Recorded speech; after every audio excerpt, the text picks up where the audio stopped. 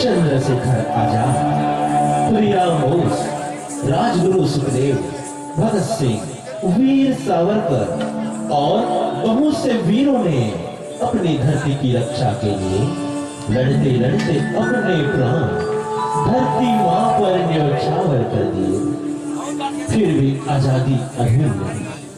चारों तरफ अशांति थी, चित्कार था। ऐसी विकट परिस्थिति में एक आवाज पहुंची, हमें अहिंसा की लड़ाई लड़नी चाहिए। और सारे भारतवासी इस आवाज के साथ चल जाए।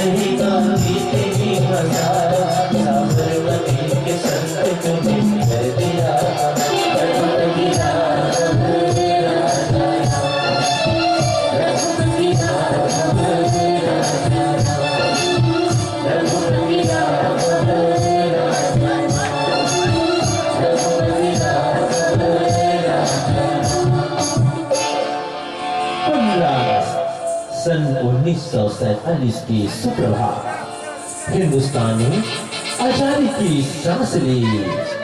चारों ओर खुशियां झूमने लगी, लोग नाचने गाने लगे, जश्न मनाने लगे।